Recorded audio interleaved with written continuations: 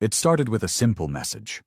6 words broadcast across every known galactic channel, from the frozen moons of Yelros to the shimmering orbital towers of Veltris Prime. Humanity withdraws. All ties severed, effective immediately.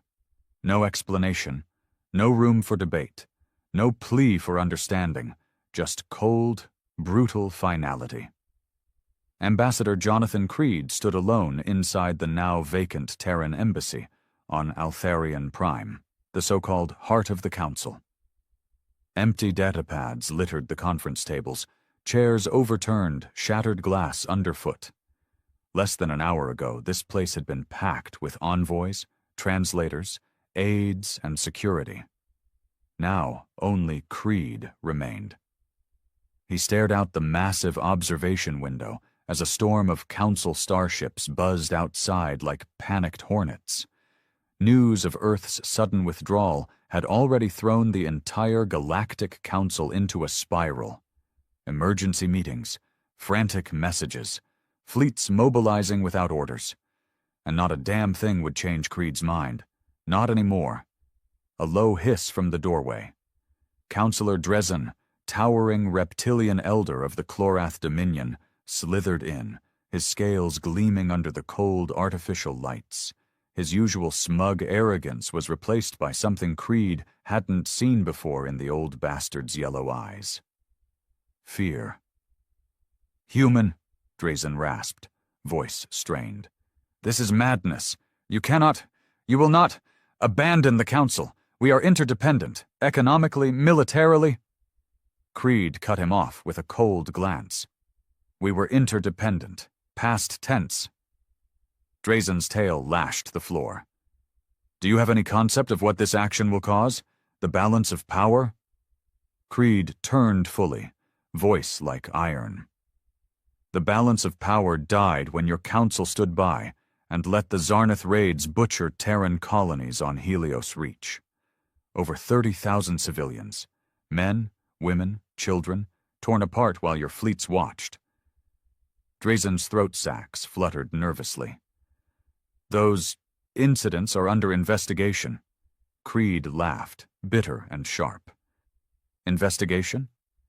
You've been investigating for 2 years, while more of my people died.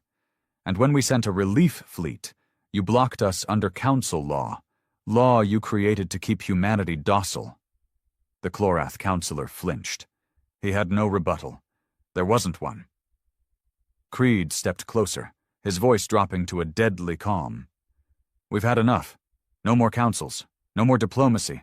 Earth stands alone now, and if any fleet crosses our borders—" He let the threat hang, unfinished but clear. Drezan swallowed. "The Council will not take this lightly." Creed's eyes narrowed. "I hope they don't."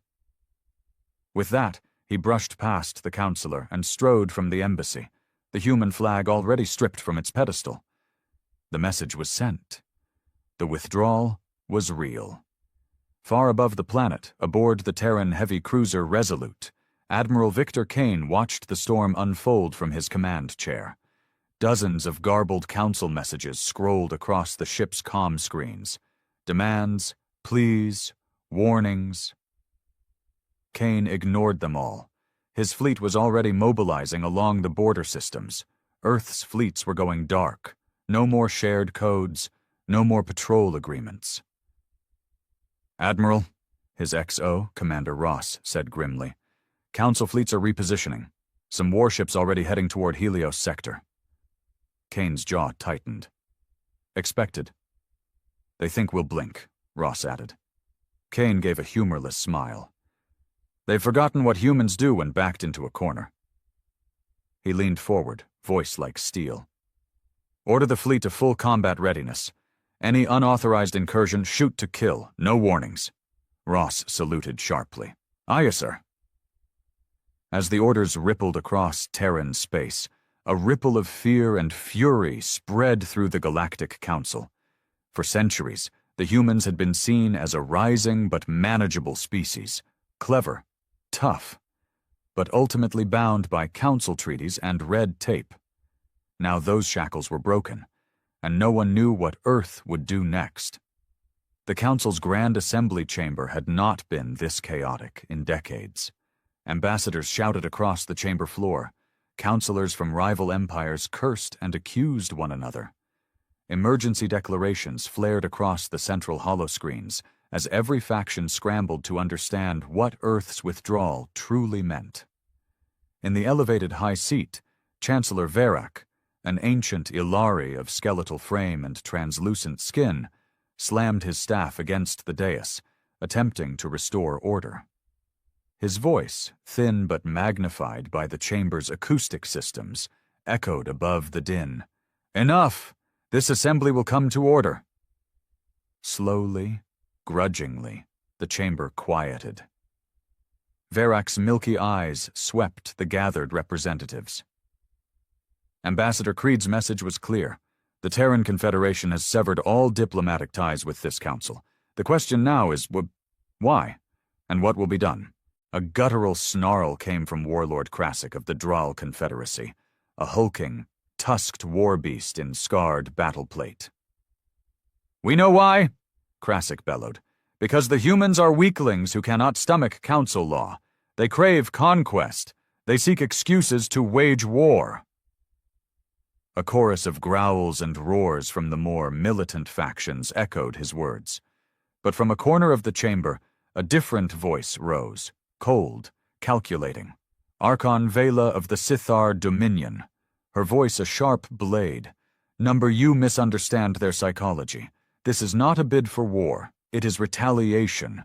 The Zarnath raids, the Council's inaction, pushed them to this breaking point. The humans see betrayal in our delay." Murmurs rippled through the assembly. No one dared speak it outright, but the truth hung heavy in the air. The Council had known about the Zarnath attacks on Terran colonies. They had chosen political convenience over justice, and now they were paying the price. Chancellor Verak's voice rose again. "Regardless of blame, the strategic situation is critical. Humanity possesses one of the fastest-growing military fleets in known space. Their refusal to share navigational data or tactical schematics now places Council fleets at risk. We must—" Suddenly, a comms officer rushed into the chamber, face pale. He whispered urgently into Verak's ear. The Chancellor stiffened, then turned to address the assembly. "New reports. Multiple Terran fleets have vanished from Council tracking grids. Warp signatures scrambled. Sensor data corrupted. They have gone dark." An audible gasp swept through the chamber. Gone dark. The oldest military signal in existence. In Terran doctrine, it meant one thing: war footing. Far from the politicking and posturing, aboard the Terran battleship Titan, Admiral Kane watched the unfolding chaos from a secure channel. The ship's war room holograms displayed Council fleet movements, panicked repositioning, hastily formed defensive lines along the Helios and Orion sectors. Commander Ross approached, datapad in hand. "Intercepted a Council transmission, sir. They're calling for an emergency military summit, trying to form a unified response." Kane snorted. "Good luck with that. The Council hasn't fought a real war in over a century. Too many factions. Too much distrust." Ross hesitated. "Orders, sir?" Kane's gaze hardened. "Maintain blackout protocol. No signals. No pings. Let them flail in the dark. If they push across the line, we'll be ready." Back in the Grand Assembly, panic was setting in. "This is madness," Councillor Drazen hissed. "We must dispatch peace envoys immediately. If the Terrans believe we intend war—" Krasik slammed a fist against the railing. "Peace is weakness. We should strike now before they mass their fleets." "Strike?" Vela's voice cut through like a whip. "Against human space? You would doom us all. You think their fleets are the threat? No. Their minds are. Their capacity for asymmetric warfare. For vengeance." The chamber fell into tense silence as her words sank in. Everyone knew the old human stories, of Earth's ancient wars, of battles fought not with overwhelming strength, but with brutal cunning and ruthless determination. The Terrans had no love for the Council anymore, and no moral leash remained to hold them back. In a secure bunker beneath EarthGov Command in New Berlin, President Nathan Hale met with his War Council. The air was thick with tension. "Any word from the Council?" Hale asked, voice clipped. "Nothing but empty threats and desperate offers," replied Director Marcus Vane of Terran Intelligence. "They didn't expect us to actually walk away." Admiral Kane's holofeed crackled to life. "Mr. President, our fleets are in position. Blackout protocols holding. Council forces are floundering." Hale's jaw tightened. He had once believed in the Council, had fought to make humanity a part of it. But Helios Reach had shattered that dream. The mass graves on Helios 7 haunted him still. "No compromise," Hale said flatly. "They let our people burn. Now they fear the fire themselves." Vane leaned in. "We have other options, sir. Psychological operations, economic disruptions. Hit them where it hurts, without firing a shot." Hale considered it, then nodded. "Do it. But make one thing clear to every damn faction out there. If they cross into Terran space, we will finish what they started." Across the galaxy, fear spread like wildfire. Merchant guilds panicked. Trade routes collapsed. Privateers smelled blood. Border worlds began hoarding supplies. And in the dark corners of space where old grudges simmered, ancient enemies of the Council began to stir, emboldened by the sudden fracture in galactic unity. For centuries, the Council had relied on Earth as a stabilizing force, disciplined, pragmatic, loyal to treaties. Now that anchor was gone, and the galaxy was drifting toward the abyss. On board the Council flagship Sovereign Dawn, Grand Admiral Telvek watched the situation deteriorate on his tactical displays. "We are bleeding systems," his adjutant reported grimly. "Neutral powers are withdrawing. Former allies are turning inward. The Terran economy was more integral than we admitted." Telvek cursed under his breath. He had warned the Council this would happen, warned them not to provoke the Terrans, but arrogance had ruled the day. And now Earth was free, unbound, enraged, and dangerous. Admiral Kane stood on the observation deck of the Titan, watching the stars. In the darkness, the ancient instincts of his warrior ancestors stirred.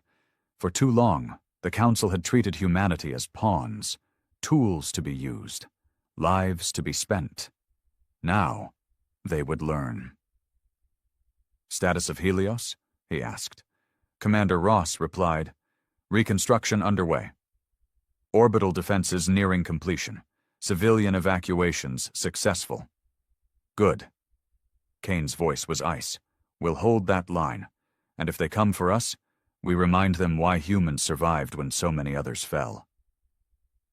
He turned back to the stars, a grim smile on his lips. The game had changed. The galaxy would never be the same again. And humanity was just getting started. The first Council fleet crossed the line 3 days later. Not officially. No grand declaration of war, just a reconnaissance force. A dozen ships from the Veltrani Combine, acting without full Council sanction. But in the vacuum of space, intent mattered little. Borders were borders, and Earth had made its position crystal clear. Any unauthorized incursion would be met with force. The fleet entered the outer Helios sector, their sleek silver hulls shimmering against the dark. Captain Raylan Dross, a veteran Veltrani officer, led the formation. His orders were to probe Terran defenses, test their readiness. Privately, Dross thought the mission was madness. His gut told him humanity's withdrawal wasn't posturing. The Terrans meant what they'd said, but orders were orders. "Crossing marker grid," his helmsman reported. Dross swallowed. "Maintain formation. All sensors active. Shields at full." The fleet advanced deeper into Helios space. Minutes passed. Nothing. The stars were silent. Then, a ripple of distorted space on the periphery, too fast for conventional sensors. The lead Veltrani cruiser shuddered, and in a blinding flash its entire starboard section sheared away.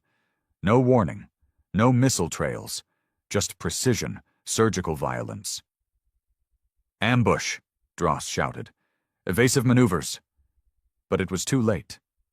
Terran stealth ships, vessels the Council had once dismissed as theoretical, decloaked in perfect synchronization. Railguns thundered in the void. Coils of kinetic death ripped through Veltrani hulls. In under 90 seconds, 8 ships were gone. The survivors fled in disarray, engines screaming. Captain Dross barely escaped aboard a crippled corvette, trailing sparks and debris. His final sensor logs captured a chilling image.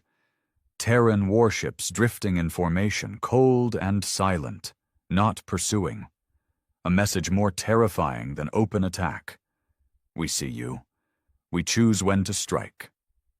News of the Helios skirmish ignited the galaxy. On Altharian Prime, the Council chamber was thrown into full crisis mode. The Veltrani ambassador raged, demanding retaliation. This was an act of war. The Terrans drew first blood. Vela, the cold-eyed Scyther Archon, countered sharply. "Your fleet crossed their border after they explicitly severed ties." "You provoked this," Krasik howled, tusks bared. "Enough cowardice! The Terrans must be crushed before they spread their madness." But beneath the bluster, fear gnawed at every Council faction. The speed, the precision, the invisibility of Earth's strike, it shattered decades of assumptions about Terran capabilities. They had advanced, far beyond what the Council believed. On board the Terran flagship Titan, Admiral Kane watched the combat footage in grim satisfaction. The operation had been a message, deliberate, controlled, surgical. No civilians harmed, no pursuit. But the message was clear. Earth would not be intimidated. "Veltrani fleet in full retreat," Ross reported. "Council chatter in disarray. No coordinated response yet." Kane nodded. "Good. Let them stew in their fear." He turned to his ops chief. "What's the status of Project Iron Veil?"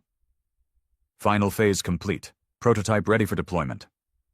Kane's eyes gleamed. Iron Veil was Earth's ace in the hole, a quantum comm disruption system capable of severing Council fleet communications mid-battle. No orders, no coordination, just chaos. It was time to move to Phase 2. Meanwhile, President Hale faced pressure of his own. The Terran Senate was divided. The pacifists, always a minority, demanded negotiations. But the majority, fueled by righteous anger over Helios' reach, stood behind Hale and the military. In a private session, Hale addressed the Senate leadership. "This is not about expansion, not about conquest. It's about survival. The Council abandoned us when it suited them. Now they fear what we've become." He looked each leader in the eye. "We will not back down. We will not kneel.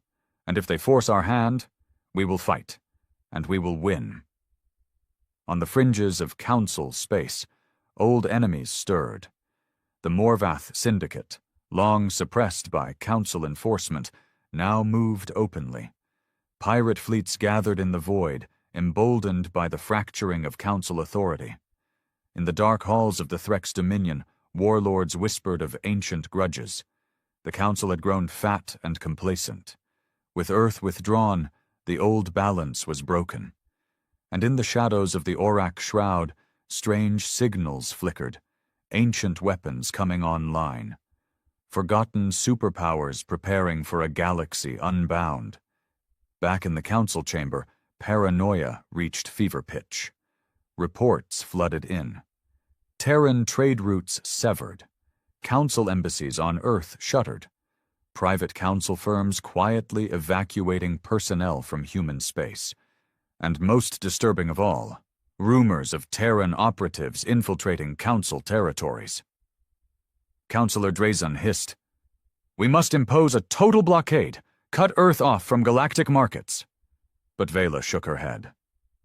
Too late. Their economy is already self-sufficient. Their black market networks run deeper than you know. Krasik roared. "Then we strike their worlds directly." Verak, weary but sharp, finally spoke. "And in doing so, unify them fully against us? Turn this Cold War hot?" A grim silence followed. There were no good options left. On board the Titan, Admiral Kane prepared the next move. "Deploy Iron Veil probes to the Orion sector. Begin data disruption operations." Ross saluted. "Aye, sir. Should we inform EarthGov?" Kane smiled coldly. "Let the politicians argue. We fight wars. Let's remind the Council who they're dealing with." In deep space, Iron Veil drones launched, sleek black devices slipping into the gravitational shadows of key relay points. Hours later, Council fleet communications in the Orion sector began to fail catastrophically. Command structures collapsed mid-maneuver. Entire battle groups fell into disarray. From the darkness, Terran Wolfpack squadrons struck, fast surgical raids crippling key ships before vanishing again. The Council could barely respond. Their war doctrine relied on massive, coordinated fleets, and now those fleets were blind and deaf. The Council's grand fleets had once been the iron fist of the galaxy. Now they were fractured, confused, terrified. And across Earth's border worlds, a new message began broadcasting. Humanity stands alone. We will not kneel, cross this line, and pay the price. In his private quarters aboard the Titan, Admiral Kane poured a glass of aged whiskey, eyes on the stars. The first shots had been fired. The game was in motion, and the galaxy was learning a hard truth. You can push humanity, you can bleed them, but when they break the leash, they fight with everything, and they don't stop. The Council called it Operation Final Dawn, a last-ditch attempt to contain the growing human threat. After weeks of political gridlock, the military hardliners had finally bullied through an action plan. A massive show of force along the Helios and Orion sectors. Not a full-scale war, not yet. The Council feared that, but a containment fleet, they called it. Hundreds of ships from multiple member factions, thrown together in haste. The goal? Box in human space, force Earth back to the negotiating table. But in their desperation, they had forgotten one thing. You don't box in a cornered predator. The Grand Containment Fleet launched from Altharian Prime to great fanfare. Holonet broadcasts blared the images across the galaxy, proud admirals saluting, polished hulls gleaming, formations stretching across entire sectors. To the average citizen, it looked like the Council was finally asserting control. But to those who knew war, it was a disaster waiting to happen. Admiral Kane watched the Council fleets launch with cold amusement from the war room of the Titan. Ross stood beside him, arms folded. They've committed nearly half their ready forces to this stunt. Mixed command structure, no unified doctrine. They're begging for an ambush. Kane nodded. We'll give them one. He pointed to a holomap of the Cerberus Expanse, a treacherous region of space littered with gravitational anomalies. They'll have to pass through here to establish a viable blockade. That's where we hit them. Ross smirked. Iron Veil online? Kane's eyes gleamed. Already in position. Once they enter the Expanse, we cut their eyes, we cut their ears, and then we hunt. As the Grand Fleet entered the Cerberus Expanse, confidence ran high aboard its flagship, the Pride of Veltris. Fleet Admiral Thalvek, a broad-shouldered veteran of the Veltrani Wars, addressed his officers. We will show the Terrans that the Council is not to be trifled with. Hold formation. Maintain discipline. No fear. His words rang hollow to many. Reports of Terran raids, of entire patrol groups vanishing in the dark, had already rattled the ranks. But duty was duty. The fleet pressed on. Then, one by one, the lights began to die. At first, minor glitches. A comm dropout here, a corrupted nav signal there, easily dismissed. Then entire ships went dark. No sensor returns, no comms. Formations began to drift. Captains shouted conflicting orders. By the time Thalvek realized what was happening, it was too late. Iron Veil had activated. The entire fleet's quantum comnet collapsed in a cascade failure. Fleet-wide coordination ceased to exist. Ships were blind, isolated, struggling to navigate the Expanse's treacherous fields without shared data. And that was when the Terrans struck. From the dense shadows of the Expanse, Terran hunter-killer groups emerged, lean, angular vessels optimized for strike warfare. No grand engagements, no fleet battles, just precision strikes, one ship at a time. The council captains tried to regroup, but every time they reformed, Iron Veil fractured their comms again. Entire squadrons broke apart in panic. The hunters closed in. Aboard the Titan, Kane monitored the operation with cold precision. Target priority: command ships, comm relays, logistics craft. Starve them of leadership and supplies. Ross watched as the holographic map lit with dozens of council ship kills. "They're in full collapse," he reported. "Multiple council vessels surrendering or fleeing into the Expanse's dead zones." Kane's jaw tightened. "Accept no surrenders. Let them run. Let them carry the fear home." By dawn on the third day, the Grand Containment Fleet was gone. Not merely defeated, shattered.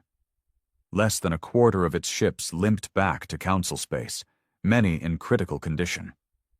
Hundreds more were lost or adrift, and the galaxy watched in stunned silence. The Council had thrown its weight at Earth, and Earth had thrown it back broken. On Altharian Prime, the fallout was immediate. The chamber was chaos. Accusations flew, factions blamed one another. The Veltrani called for total war. The Sithar called for retreat. The Clorath demanded new leadership. And beneath it all, a growing realization.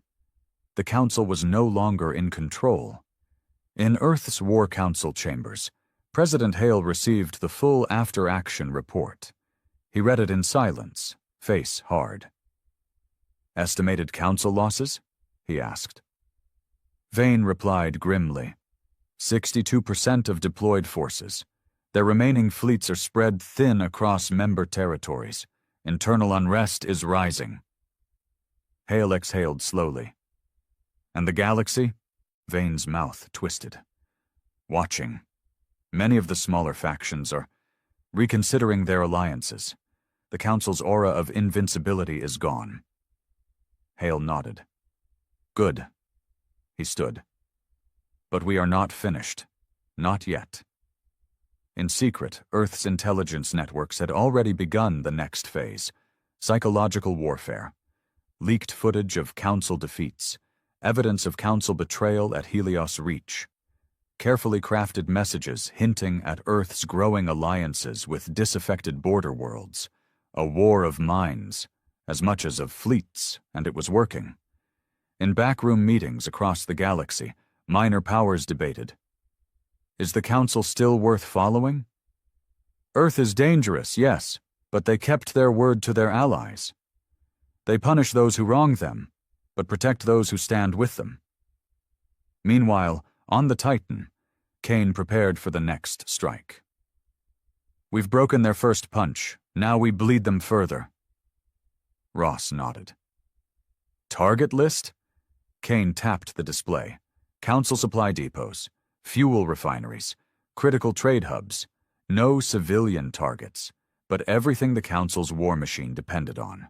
Strike groups launched in the dead of night, slipping past fractured Council patrols. By the time the Council realized what was happening, their fuel lines were burning. Key depots in the Lyran sector gone. Strategic trade routes crippled. Border garrisons abandoned as supplies ran dry, and amidst the chaos, alliances shifted. the independent worlds of the Outer Rim Consortium, long marginalized by the Council, declared neutrality. Some even opened quiet talks with Earth. On the industrial world of Carthus, pro-Terran demonstrations erupted, demanding secession from Council control. The cracks spread. Back in the Council chamber, desperation reigned. "This is a crisis of survival," Dresden hissed. "We must consider extreme measures." "What measures?" Vela asked coldly. "Our fleets are crippled. Our unity is broken. Earth bleeds us at will." Krasik snarled. "Then we must unleash the old weapons, the planet crackers, the dark fleets." A shocked silence followed. Even the most hardline counselors hesitated. Those weapons were banned for a reason. Their use would mark the Council as a galactic pariah. But fear clouded reason, and fear was growing. On board the Titan, Kane watched the latest intel with narrowed eyes. "They're considering weapons of mass destruction," Ross warned. Kane's face hardened. "Then we prepare accordingly. Activate Project Cerberus." Ross blinked. "Sir, Project Cerberus is untested." Kane's gaze was steel. "So were they when they forced our hand. Earth didn't start this war, but by God, we will finish it." And across the stars, the storm gathered. The Council on the brink, Earth unbowed, and the galaxy trembling at what was yet to come. The meeting of the Council High War Command was held in secret. The public chamber was too exposed, too full of political squabbling. The Warhawks had moved to a black site beneath the old fortress moon of Zeltrax. No broadcasts, no records, just hard, ugly decisions behind closed doors. The war had not gone as planned. That much was obvious. The containment fleet was gone. The Helios and Orion sectors were bleeding Council resources. Terran strike groups were hitting deep behind the lines, faster than any Council force could counter. And worst of all, member worlds were wavering. More and more outer colonies questioned why they were throwing men and ships at a war the Council was clearly losing. Around the dark war table sat the most ruthless of the Council leadership. Warlord Krasik, eyes bloodshot, tusks stained with stimulant residue. Councillor Dresden, trembling with barely suppressed rage. Admiral Selvek, one of the few surviving fleet commanders, face lined with exhaustion. And at the head, Archon Vela, calm, cold, watching them all like a predator. The meeting began in bitter silence. Finally, Krasik slammed a clawed fist on the table. "Enough delays! Enough weakness! They humiliate us before the galaxy!" Dresden hissed. "Our fleets are shattered. Our economy bleeding. If we do not act now, the Council itself will fracture." Selvik spoke quietly, voice hoarse. "Even with the full fleets rebuilt, Terran stealth capabilities give them the advantage. No battle fought on their terms can be won." Krasik snarled. "Then we must change the terms. Bring out the old weapons, the planet crackers, the dark fleets." Vela's gaze sharpened. "If we do this, there is no going back. We will lose what allies remain. The neutral worlds will turn on us." Krasik leaned in. "If we don't, we lose everything." A heavy silence followed. The War Council had no illusions left.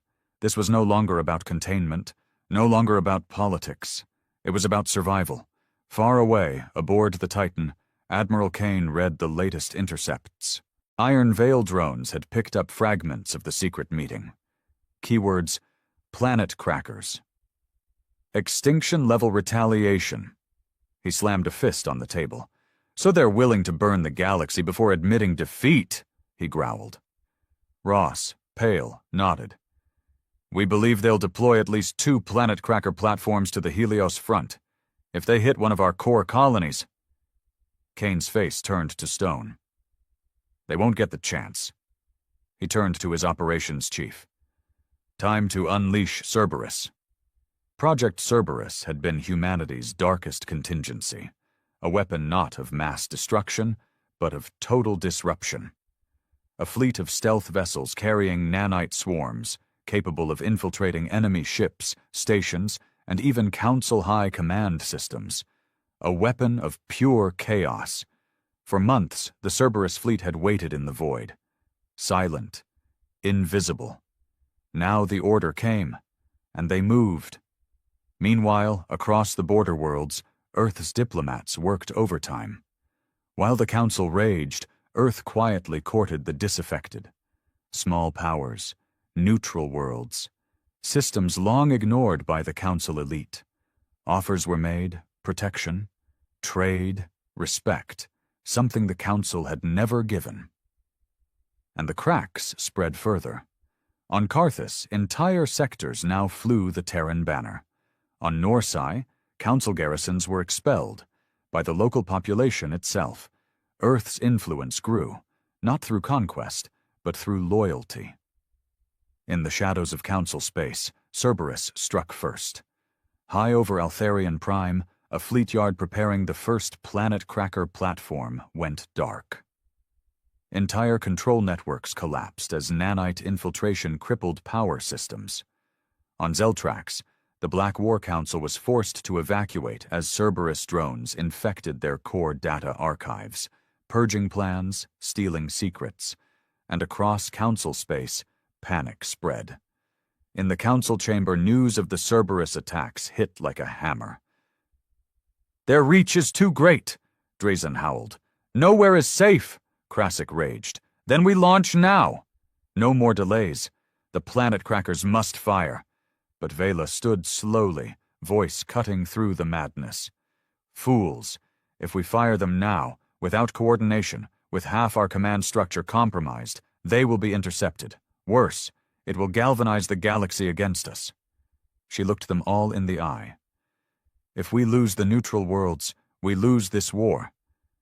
The War Council fractured. Some demanded escalation. Some called for retreat. But no consensus came. And outside their walls, the galaxy turned further against them. On the Titan, Kane received new intel. Multiple border worlds requesting formal alliance talks. Civil unrest spreading in core Council worlds. Open rebellion on Vascor. He allowed a grim smile. "Good. Keep the pressure on." But then, a darker report. Confirmed, at least one planet cracker platform still operational, mobile. Heading for Helios. Kane's eyes blazed. "Then we intercept it, no matter the cost." In deep space, Earth's finest warships gathered. Titan at the lead. Resolute, flagship of the Third Strike Fleet. Nemesis, the most advanced stealth dreadnought ever built. Their mission: hunt the planet cracker before it reached any Terran world. Failure was not an option. As the Titan prepared for the hunt, Kane addressed his crew. "I won't lie to you. The enemy has crossed the line. If they fire that weapon, millions will die. Families, children, everything we fight for." He looked each officer in the eye. "That will not happen. We will stop them. We will show them that humanity does not fear extinction, and that we do not forgive it." The bridge crew stood taller. "Prepare all systems. We jump in 1 hour." In the cold void near the Tarsus Rift, the planet cracker drifted, a monstrous weapon bristling with antimatter warheads. Its escorts, battered Council cruisers, moved nervously, comms degraded by lingering Cerberus disruption. Then, the void rippled. Terran ships decloaked, railguns charged, missile silos opened. The battle was joined. Titan led the charge, tearing through the escorts with ruthless precision. The Resolute punched through flanking forces, sowing chaos. And from the shadows, Nemesis struck, its experimental weapons slicing into the planet cracker's core systems. The Council crews fought hard, desperate. But they were outmatched, outthought, outclassed. In the end, the planet cracker never fired. Its core breached, the weapon detonated in a controlled implosion, a cold, silent victory for Earth. Back aboard Titan, Kane watched the wreckage drift. One threat neutralized, Ross said quietly, but the Council still teeters on the edge. Kane nodded. Then we push them. One more strike, one more shattering blow, and they'll collapse. He looked out at the stars. This isn't about revenge anymore. It's about ending this war, on our terms. The wreckage of the planet cracker still drifted through the Tarsus Rift when the news reached every corner of known space. Earth had done the impossible, again. A Council superweapon, destroyed, its escort fleet annihilated, and not by overwhelming numbers, but by cold, ruthless precision. The myth of Council invincibility, already cracked, was now shattered beyond repair. In the Council chamber on Altharian Prime, the mood was beyond panic. It was collapse. Faction leaders screamed at each other. Some demanded total war, others called for surrender. The few remaining pragmatists, led by Archon Vela, tried to hold the center. But even she looked weary, her sharp eyes shadowed. "We have lost strategic initiative," she said coldly. "Our fleets cannot hold the borders. Our allies are defecting. We cannot win this war conventionally." Krasik, wild-eyed, slammed his claws on the table. "Then we burn everything. Let the galaxy drown in blood." Vela's gaze hardened. "And what would that leave us? Ashes? A galaxy united against us? Number, there is still a chance, if we move quickly." She turned to the assembly. "We must negotiate." Across Council space, reality was setting in. Entire border fleets refused new deployment orders. Neutral worlds declared formal non-alignment. Some openly courted Terran envoys. And on the core worlds, unrest was spreading. Riots, bombings, coups. The galaxy had smelled weakness, and it would not forget. Aboard the Titan, Admiral Kane reviewed the latest intelligence with his command staff. Ross reported grimly, "The Council is fracturing. Multiple member worlds pulling back their forces. Civil war possible." Kane leaned forward. "We won't give them time to regroup. One more strike, right to the heart." He tapped the map of Altharian Prime. "Their last illusion of unity is the Council itself. If we can show them even that is vulnerable, the whole structure may collapse." Ross frowned. "A strike on Altharian? Risky. Well defended." Kane's eyes gleamed. "Not a full assault." A message he turned to his ops chief. "Prepare Operation Starfall." Operation Starfall had been conceived months ago, a contingency for maximum psychological impact. The plan: infiltrate a small strike force past Council defenses, hit key symbolic targets on Altharian, the Council data spires, the central comm hub, and extract before a full response. Minimal casualties, maximum message. As the Titan's battle group prepared, EarthGov and President Hale signed off with a single command: make them remember who they betrayed. The Council had no idea what was coming. While they bickered and postured, Terran stealth ships slipped past the outer defenses of Altharian Prime. In the dark void above the world, Nemesis led the way, its cloaking fields bending light and signal alike. The target: Council Central Comms Nexus, the hub through which all Council directives passed, a perfect symbol and a perfect target. In the final briefing, Kane addressed the strike team. "This is not about glory, not about pride. This is about breaking their will. They drew first blood at Helios Reach. They forced this war. Now we show them. No one is untouchable." The team nodded grimly. The infiltration began at midnight local time. Terran drop teams landed silently across key sectors. Cyber warfare units disabled planetary sensors in precise windows. Within minutes, Nemesis was in firing position. And then, with a single coded burst, the sky above Altharian lit with precision rail strikes. The Council Comms Nexus crumbled in fire and steel. Backup facilities were similarly hit. For 6 full hours, the Council's leadership was cut off, blind, unable to coordinate. and across the galaxy, the message spread like wildfire. Earth had struck the heart of the Council and walked away clean. The aftermath was chaos. Council emergency networks flooded with panic. Entire fleets lost comms. World leaders demanded answers. Factions accused each other of betrayal. And through it all, one fact was undeniable. Earth had won. Not just militarily, psychologically.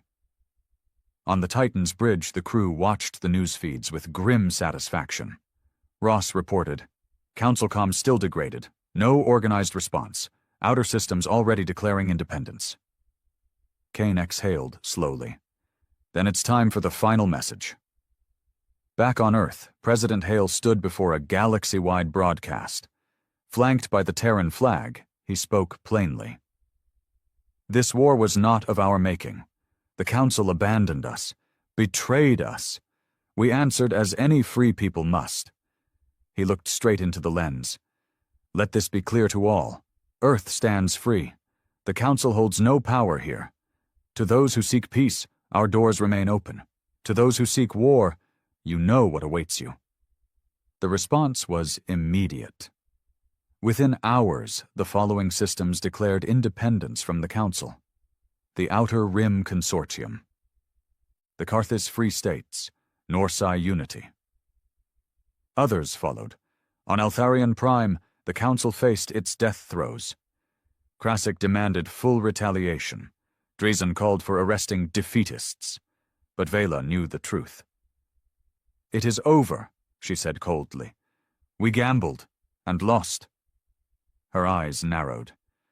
"Survival now depends on negotiation. If we delay, we will face revolution, and Earth will not need to fire another shot." And in secret, Council envoys reached out to EarthGov, tentative, fearful, offering talks. The Council, that ancient, arrogant power, was now the supplicant. Aboard the Titan, Kane received the first signals with grim satisfaction. Ross looked at him. "They want terms. What do we offer?" Kane's jaw tightened. "We offer nothing. They will offer. And we will decide if it's enough." He stood, looking out at the stars. "We didn't want this war, but we won it, and the galaxy will remember why." The halls of Altharian Prime reeked of smoke and fear. Once the jewel of the Council, its sprawling towers now stood scarred from precision strikes. The comms nexus, once thought impenetrable, had been turned to molten slag. Holoscreens that once blared Council propaganda flickered with static. Operation Starfall had done exactly what Kane intended, shattered the illusion of Council control. But worse than the physical damage was the psychological shock. For the first time in living memory, the enemy had struck Altharian itself, and lived to tell the tale. Inside the emergency council chambers, a stark, windowless bunker beneath the Capitol, the Council's top surviving members gathered. Archon Vela stood at the center of a storm. Her sharp features were pale but composed. Around her, the Warhawks were in full panic. Krasik paced like a caged beast. "They struck our heart. Our fleets are in disarray. Our comms shattered. If we do not retaliate—" Vela cut him off coldly. "Retaliate? With what? Half our fleets refuse orders. Outer colonies are seceding by the hour." Drazen's voice trembled. "They've made us look weak. The neutral powers now swing to Earth's side. If we do not act, we will lose what little influence remains." Vela's gaze turned to steel. "If we act rashly, we lose everything." She swept her gaze across the room. "This war is lost. It was lost the moment the Terrans shattered our containment fleets. The moment they struck here. The galaxy has chosen its side." The words landed like a hammer blow. No one spoke for long seconds. Then Krasik snarled, "You propose surrender?" Vela's voice was razor-sharp. "I propose survival, which is more than you will have if you continue this madness." Across Council space, the collapse accelerated. On Carthus, once a Council trade hub, a Terran flag now flew over the central spire, raised not by Terran troops, but by the people themselves. On Norsai, a council governor was dragged from his palace by civilians chanting, "Freedom for all worlds." Council fleets, once the terror of the galaxy, now drifted in isolated pockets, low on fuel, crippled by Cerberus infiltration. Entire sectors had gone dark, and at the heart of this storm, aboard the Titan, Admiral Kane prepared the next move. In the war room, the atmosphere was focused, cold. Ross stood beside him, datapad in hand. Intercepted chatter confirms. Multiple council members seeking separate peace. Vela's faction wants talks. Kane's gaze remained hard. "Let them come crawling." He tapped the star map. "We're not done yet. One more demonstration. One that leaves no doubt. No more war. No more council dominance. A new order." Ross frowned. "A strike?" Kane nodded. "Not on a military target? On their economy? On their arrogance?" The target selected was Tarnus Core, the central banking nexus of the Council, where trillions in galactic credits were routed. It had always been off-limits, even in war, an unspoken rule. But the Council had broken every rule at Helios Reach. Now Kane would break theirs. Operation Black Rain launched silently. Terran stealth frigates carrying precision data breach teams and EMP warheads jumped into the Tarnus system. Within hours, the entire banking grid collapsed. Markets frozen. Funds wiped. Council elites bankrupted overnight. Across the galaxy, former Council loyalists watched their accounts vanish, and their loyalty with it. News spread like wildfire. Earth had brought down the Council's financial heart without firing a shot. Now, even the most stubborn factions understood. The Council was dead. They just hadn't signed the obituary yet. On Altharian Prime, Vela moved quickly. In a secure line to EarthGov, her message was short and blunt. "We are prepared to discuss terms, unconditionally." Aboard the Titan, Kane read the message with narrowed eyes. Ross asked, "Do we respond?" Kane's reply was cold. "We will, on our terms, and they will come to us." The summit of Helios was set. Neutral ground, a former Council embassy in orbit above Helios Reach. The symbolism was clear. The world the Council abandoned, now the place they would beg for peace. When the Council delegation arrived, heavily guarded, visibly shaken, they found not a grand Terran armada, but one ship, Titan. It was enough. Inside the summit chamber, Admiral Kane and President Hale stood side by side. They wore no ceremonial dress, just simple functional uniforms. No need for pomp. Victory spoke for itself. Archon Vela entered with her aides. Her cold composure cracked at last. She bowed, not deeply, but enough to signal the new reality. Kane's voice was hard. "You requested terms. We are listening." Vela straightened. "The Council recognizes the need for a new order." Hale spoke next, calm but firm. "The Council, as it was, no longer exists. You may negotiate for your world's status. Nothing more." Vela's jaw tightened, but she nodded. She had no choice. The negotiations were swift, because they had been preordained by Earth's victories. Terms delivered. Formal dissolution of the Galactic Council's military authority. Recognition of the Terran Confederation as an independent, equal power. Autonomy for all worlds choosing to leave the Council. Council leadership to face war crimes, tribunals for Helios Reach. By the time the summit ended, the galaxy had shifted on its axis. The Council's era of dominance was over. Earth now stood as one of the most powerful forces in the galaxy, not because of numbers, but because it had proven will and resolve mattered more than ancient titles. Later, aboard Titan, Kane stood alone in the observation deck. Ross approached quietly. "It's done. The accords are signed. The Council's forces stand down." Kane didn't smile. He stared at the stars. "This isn't the end," he said. "It's the beginning." Ross frowned. "Of what?" Kane's eyes were cold fire. "Of a galaxy that remembers, a galaxy that knows. Humanity will not be broken. Not again. Not ever." And across 1,000 worlds, from the ruins of Altharion to the newly free colonies of the Rim, that truth echoed. The Council had feared the day humanity would rise. Now, that day had come, and the stars would never forget. It had been 3 weeks since the summit of Helios. 3 weeks since the Council signed away its power. Since its fleet stood down, its surviving leaders surrendered. Since the galaxy changed forever. But victory was not the same as peace. And aboard the Titan, Admiral Kane knew it. In the dimly lit war room, Kane stared at a massive projection of the new galactic map. Borders shifted, factions reformed. The Council's once unbroken expanse now looked like a shattered mirror. Earth, now the Terran Confederation, stood at the center of a new sphere of influence. Allied with the Outer Rim Consortium, the Karthus Free States Norsai Unity, 6 other newly autonomous systems, and more were coming. Ross entered, datapad in hand. "Latest reports," he said quietly.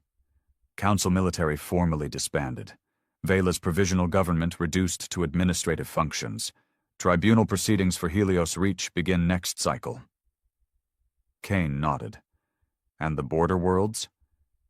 Ross's expression darkened. "Fluid. Some seek Terran protection. Others, chaos. Old factions are rising. The Morvath Syndicate is making a move, and we have unconfirmed reports of Dark Fleet remnants." Kane's jaw tightened. "I knew this wasn't finished." Elsewhere, on Altharion Prime, the once mighty council chambers sat abandoned. Vela worked from a subterranean command center now, no longer Archon, merely provisional administrator. She watched her world unravel. Every day, another system seceded. Another governor fled or switched allegiance. The banking collapse triggered by Operation Black Rain left entire economies in ruin. And in the shadows, worse forces stirred. In a hidden meeting beneath the ruins of the old council archives, a new group gathered. Former warlords, rogue admirals, displaced nobles, those who refused to accept defeat. Among them, Admiral Selvik, survivor of the containment fleet debacle. "The Terrans are overconfident," Selvik said. "Their forces are stretched thin, their alliances untested." An old merchant prince sneered. "They may hold Helios, but they cannot hold the whole galaxy." Another voice, quiet and cold. "They do not need to. We strike from the dark. We bleed them slowly, make them fear the shadows." Thus, the first seeds of the Reclamation Front were planted, a covert movement dedicated to restoring council dominance, no matter the cost. Meanwhile, on Earth, the Terran Senate convened in New Berlin. President Hale stood before them, flanked by military leaders and newly appointed foreign protectorate ambassadors. "The war is over, but the battle for the future begins now," Hale said. "We must stabilize our new alliances, protect emerging free worlds, and prepare for the threats that remain." There was no applause, only solemn nods. Everyone in that room knew. Humanity had entered a larger game now. Back aboard Titan, Kane prepared for the next phase. Ross brought the latest intel reports. "Confirmed. Rogue Council elements are active. Black Fleet movements in the dead sectors. Smuggling rings moving arms to separatists." Kane's voice was iron. "We expected this." He turned to his staff. "Deploy Cerberus units. Infiltrate deep. Root them out. This ends before it begins." Cerberus agents, Earth's deadliest covert operatives, moved swiftly. In the smog-choked underworld of Vraxos Station, one of the Reclamation Front's first arms deals ended in a bloodbath. On Norsai, an assassination attempt on the newly elected pro-Terran governor was foiled by Cerberus strike teams. And across the old Council networks, Earth's intelligence seeded disinformation, turning the remnants against each other. But the enemy adapted. In deep space, ghost fleets began appearing. Old Council warships modified with illegal cloaking tech, operating outside known space lanes. Their first target, a Terran trade convoy bound for the Outer Rim. The attack was swift, 3 freighters destroyed, 2 captured. No survivors. The message was clear. The war wasn't over. When news reached Titan, Kane's fury was cold and controlled. "We give them a victory. They'll believe they can win," he said. Ross asked, "Orders?" Kane's reply was immediate. "Hunt them. Every ghost fleet, every cell, every shadow. Leave nothing." Earth's response was swift and brutal. Task Force Revenant was formed, a Black Ops strike group drawn from Terran Special Forces and Cerberus veterans. Their mission? Hunt the Reclamation Front to extinction. The first engagement came in the Scylla Expanse, an ancient graveyard of dead ships and warped space. Revenant struck hard, using prototype stealth frigates and precision boarding teams. In less than an hour, 2 Ghost Fleet cruisers burned. Dozens of reclamation operatives were captured or killed. Interrogations confirmed what Kane already suspected. More factions were backing the front, former Council corporate lords, arms dealers, even rogue scientists. Back on Altharian Prime, Vela watched this unfold with bitter resignation. She summoned her aides. "Send a message to EarthGov," she ordered. "I will cooperate fully in rooting out these elements, publicly." Her advisors hesitated. "It will be seen as submission," one said. Vela's gaze was cold. "It is survival. The Reclamation Front will burn this galaxy if we let them, and I will not watch my world die for their pride." The message reached President Hale and Kane. Kane was skeptical. "She's protecting her own skin," he said. Hale nodded. "Perhaps. But if it helps destroy the front, we use it." And so an uneasy intelligence alliance formed, Terran Cerberus agents coordinating with Vela's loyalist forces. Together they began exposing reclamation networks across former Council space. Some fell quietly, others went down in flames. But the war in the shadows was far from over. At the same time, Earth faced new challenges on its frontiers. With Council authority gone, pirate fleets grew bold. Morvath syndicate raids increased. Smuggling corridors flourished. Terran patrols were stretched thin, defending allies, guarding trade, hunting the front. Kane knew the danger. "This is how empires fall," he told Ross. "Overreach, too many fronts, too few ships." Ross asked, "What's the answer?" Kane's reply was hard. "We build. We train. We forge alliances worth a damn. And we stay ruthless. Because if we show weakness now, they'll come for us next." On Earth, that strategy took shape. New shipyards began production on advanced warships. Outer Rim Defense Pact signed, mutual defense with Rim allies. Cerberus budget tripled, the Shadow War given full priority. And amidst this, the galaxy watched and chose sides. Some worlds embraced Terran leadership, seeing in humanity a fierce, honest strength the Council had long lost. Others whispered of resistance, of rebuilding the old order in secret.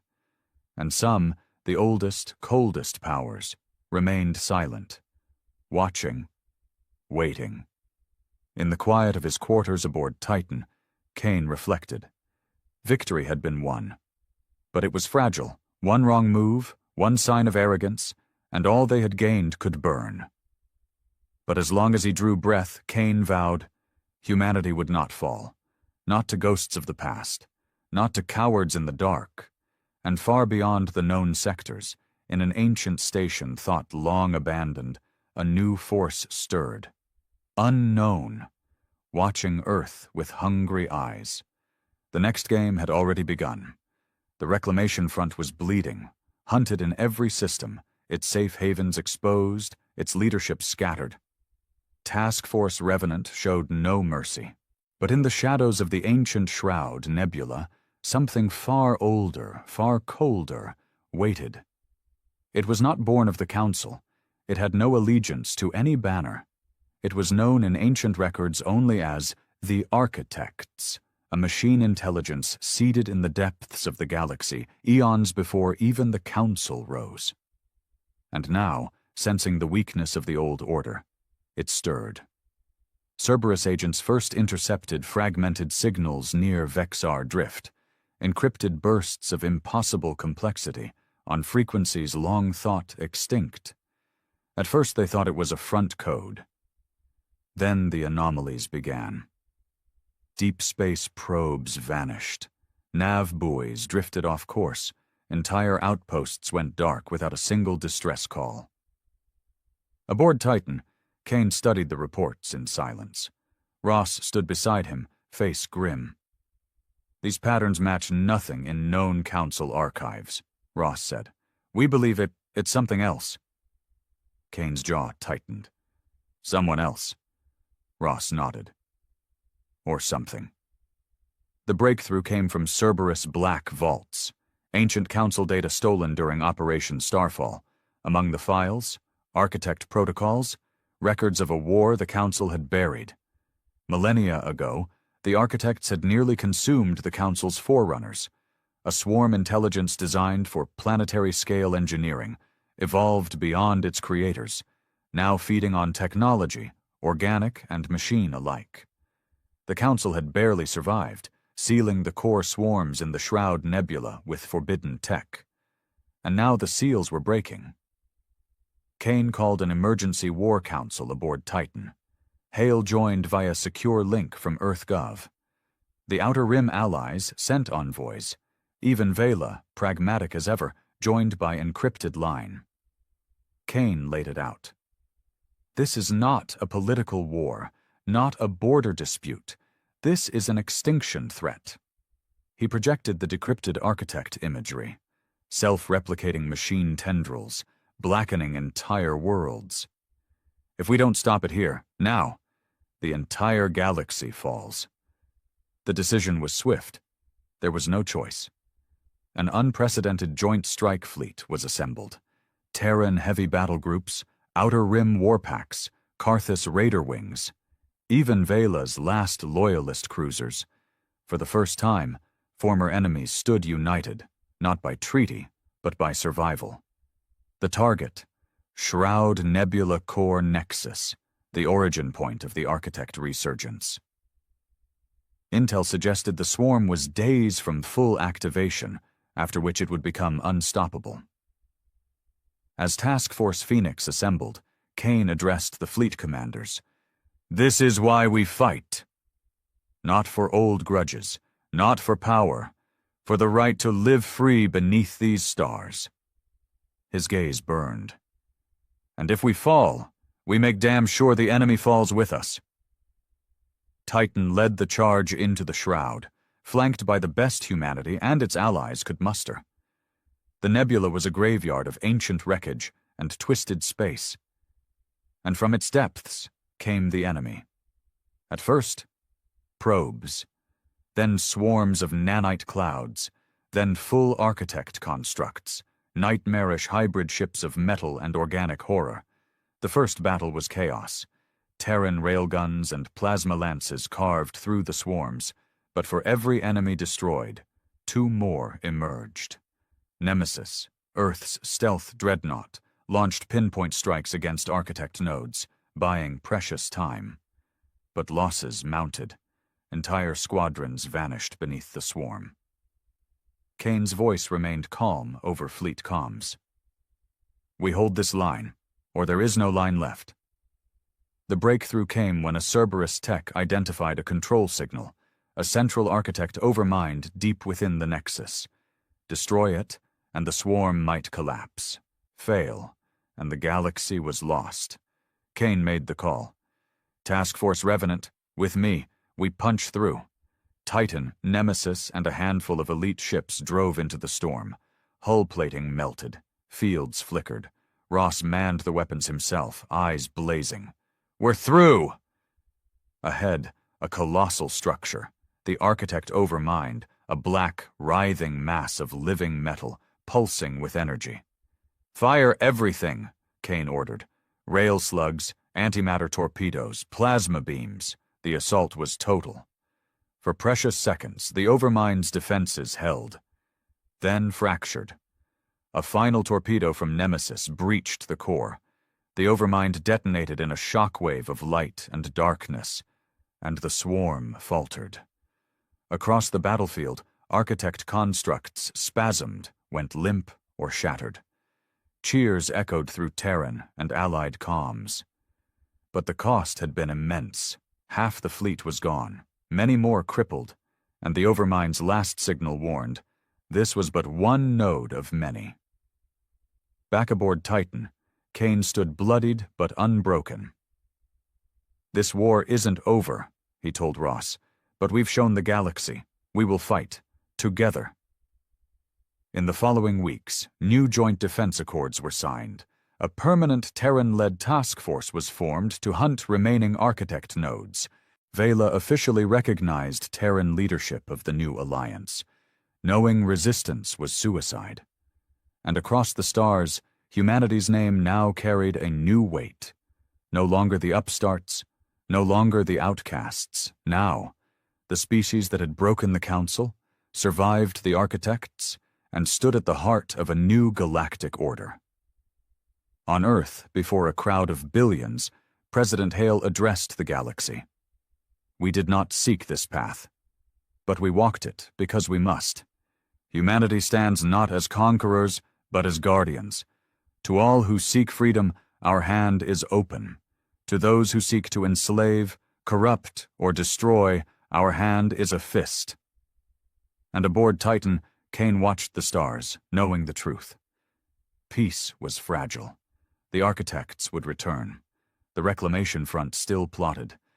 But so long as he drew breath, humanity would not fall. Not to the Council, not to machines, not to fear, never again.